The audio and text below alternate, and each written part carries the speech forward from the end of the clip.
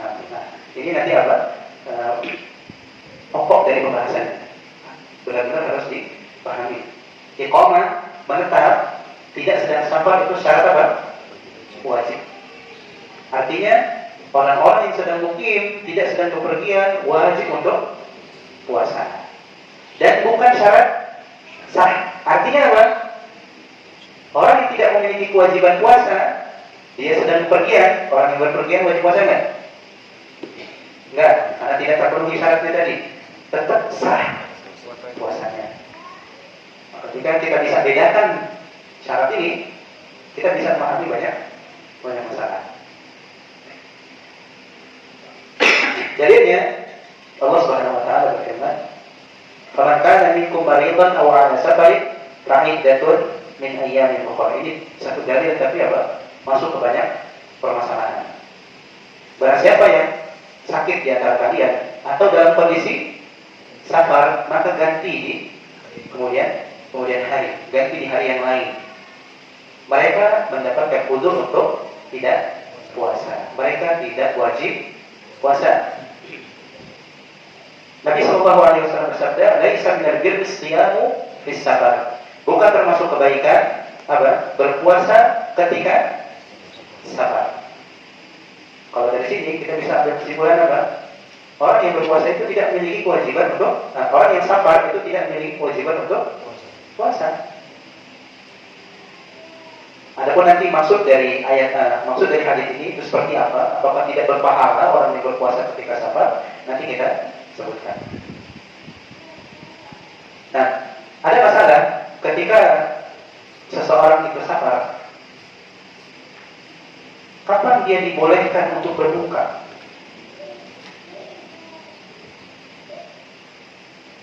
Kondisi orang itu macam-macam. Ada yang sekarang puasa, paginya puasa, nanti safar jam 12. Ada juga yang sudah safar beberapa hari, udah dari kemarin. Maka ketika pagi mulai puasa, dia sedang safar. Nah, mereka ini kan orang-orang yang dapat rukhsah untuk tidak puasa. Nah, kapan bagi mereka boleh untuk tidak berpuasa, boleh untuk berbuka? Kapan waktunya, Pak? Tidak sembuh. Nah, Ketika sudah ada niat safar. Ketika sudah ada niat itu safar. Nah, dari nanti kita bahas juga. Niat untuk safar itu bukan hal yang menjadikan seorang itu boleh berbuka. Niat saja tidak cukup untuk mengatakan seorang itu boleh berbuka dan terus sah. Masih dia safar. Walaupun ini diantara perkataan sebagian para ulama. Ketika seorang itu sudah niat untuk safar di pagi itu boleh berbuka. Di antara ini pendapat Syekh Muhammad bin Shalih Al-Utsaimin rahimahullah taala.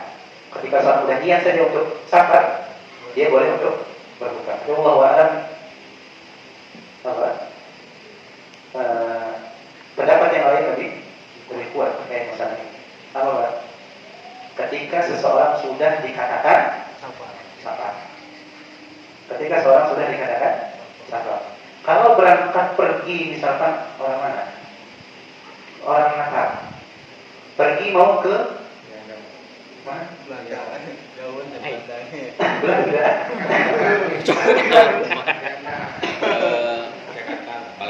Palembang. Nah, Natal Palembang. Kapan seseorang itu dikatakan sudah masuk, dikatakan musafir, sudah safar? Apa kaidahnya? Apa dari rumah udah niat mau safar? Saya mau safar Palembang. Udah ngomongin teman-teman, nyiapin mobil atau berangkat pakai kereta, udah beli tiket. Udah ada niat safar belum? Udah. Tapi di situ belum cukup untuk mendapatkan rukhsah safar. Kapan dikatakan seorang mendapatkan rukhsah safar? Ketika sudah mulai safar. Ketika sampai tujuan. Ketika sudah menempuh perjalanan. Kurang pas. Ketika sudah mulai safar, sudah mulai jalan, dan dia sudah meninggalkan tempatnya, qaryahnya, kampungnya. Misal Natal, udah meninggalkan apa? Natal atau meninggalkan Lampung Selatan. Masuk tol, tolnya tol Natal? Enggak. Batas kotanya. Batas kotanya, tapi masih di rest area. Gimana? Udah safar belum? Masih belum. Masih di bundaran? Belum. Karena mereka para ulama mengatakan menjadi hal penting di sini apa? Ketika seorang itu sudah meninggalkan kotanya dan meninggalkan semua bangunan-bangunannya, udah nggak kelihatan lagi, itu baru dikatakan safar. Kalau jarak tempuhnya enggak kita ya. Walaupun sebagian para ulama ini apa? Mahal niza, tempat atau apa, keadaan para ulama itu berselisih. Kondisi mereka berselisih itu masalah ini. Jarak tempuh yang menjadi ukuran atau kondisi seorang itu sebagai musafir, atau dengan bahasa lain, seorang itu dikatakan musafir dengan jarak tempuh atau dengan urf, kebiasaan. Dia dikatakan musafir kalau udah ini. Kalau udah misalkan apa? Melewati gapuranya, misalnya pembatas kotanya dan seterusnya. Dan Allah alam yang lebih tepat adalah ya dikatakan batasan seorang itu dikatakan musafir ketika apa? Telah dikatakan di orang negerinya, di adat setempatnya, kalau dia pergi misalkan ke arah sana atau menempuh jarak sekian, itu dikatakan musafir. Tergantung tempatnya dia tinggal. Tapi Allah alam ada lebih cenderung ke pendapat ya yang ini. Jadi kalau seandainya sudah dinamakan ini safar, yaitu apa? Safar boleh untuk buka. Jadi bukan dengan jarak kilometer. Konsekuensinya apa? Kita ambil contoh. Mau pergi kemana ya? Natal, Teluk. Hah? Ke arah Ke Teluk. lampu selatan. Udah Teluk. Sesudah Teluk. Mana itu? Gimana ya? Mau ke arah Kalenda. Kalenda. Udah di Teluk, udah Teluk panjang. Nah, batas kotanya mana Natal? Bundaran. Bundaran. Taruhlah bundaran. Konsekuensinya apa? Dekat atau jauh itu bakal dinamakan safar. Artinya, misal jam 12 berangkat dari rumah, kemudian sudah keluar dari batas daerah, itu ketika adzan, masuk waktu adzan, dia mampir untuk sholat. Udah keluar batas daerah, udah meninggalkan apa? Kampungnya. Maka apa konsekuensinya? Walaupun dekat, baru nyampe pada Lampung misalnya kayak Al-Haya atau masjid-masjid misalnya. Maka apa konsekuensinya? Boleh dia untuk satu, masalah sholat itu juga berlaku, dan masalah berbuka juga sama, masalah puasa juga sama. Boleh dia untuk berbuka.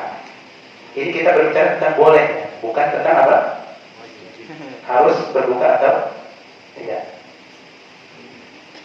Nah, karena tetap ketika sudah mampir sana, otomatis harus melanjutkan perjalanan. Cuma dikatakan safar atau tidak. Bukan berarti dari Natal ke Bandar Lampung dikatakan safar. Kemana dulu tujuannya? Dilihat. Ya, misalkan menyampai Bandar Lampung, tujuannya kemana? Hawa, misalkan, mau jalan-jalan. Dihitung nggak? Dihitung. Mau nginap ke sana. Dan kiaskan ke masalah-masalah yang serupa. Apa kaidahnya tadi? Kapan seorang itu dikatakan sudah mulai dikatakan mendapatkan titel musafir? Kapan? Kalau sudah meninggalkan batas kota dan bangunan-bangunan yang sudah kelihatan, maka dikatakan seorang itu musafir dan berlaku rukhsah safar dari sholat dan puasa. Maka kita katakan di sini tidak boleh seorang musafir itu berbuka ketika hanya sekedar niat safar. Satu. Yang kedua, tidak boleh seorang musafir itu berbuka ketika hanya sekedar baru mengendarai kendaraannya, belum keluar. Tidak dikatakan seorang musafir itu dikatakan safar ketika baru membawa barang-barangnya. Ke rumah udah ngeteng barang mau terminal misalnya, belum dikatakan safar. Kapan dikatakan safar? Ketika sudah melewati bangunan-bangunan kampungnya dan meninggalkan bangunan-bangunan tersebut, baru dikatakan musafir boleh berbuka. boleh berbuka. Baru yang sabar, yang kedua baru naik kendaraannya,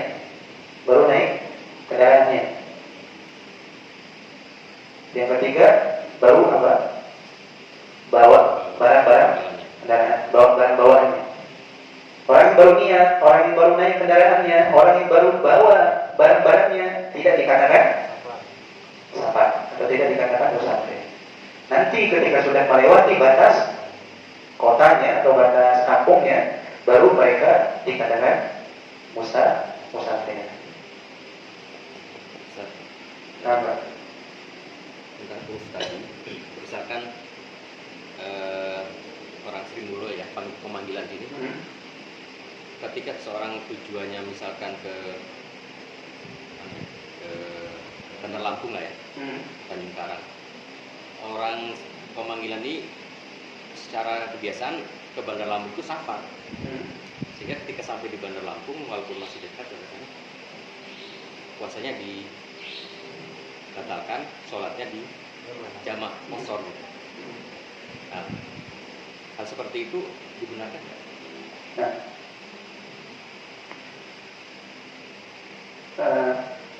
Uruf yang dianggap itu uruf apa? Uruf negeri. Jadi satu Indonesia. Kapan dikatakan seorang itu dikatakan masuk ke dalam nama safar? Menurut orang Indonesia, kita tahunya gimana? Kapan dikatakan safar? Gimana? Bertanya. Apa? Mungkin bertanya. Bertanya. Kalau yang kita tahu, kita kan sama orang Indonesia. Yang kita tahu, kita dinamakan musafir. Kalau ditanya mau mana musafir, safar mana? Metro misalkan, atau ke tempat yang lain. Batasannya apa? Dikira-kira saja kan. Kalau udah lewat perjalanan misalkan berapa jam? 1 jam dikatakan musafir. Tapi yang perlu dipahami dalam masalah ini,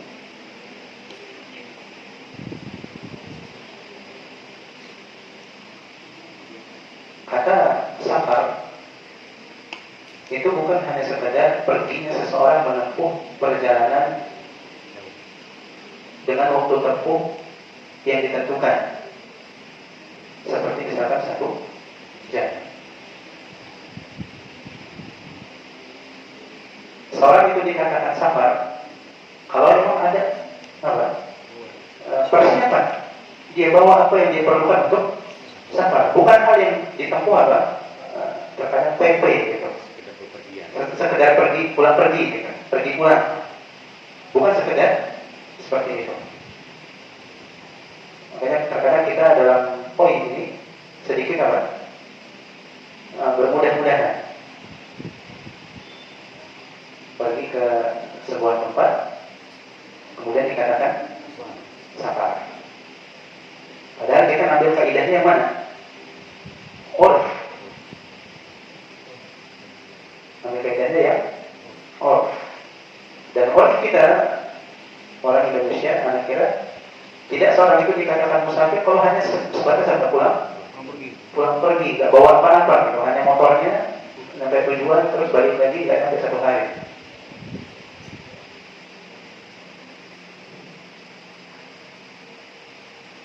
Dan bisa jadi jarak yang pendek pun menjadi dikatakan sabar.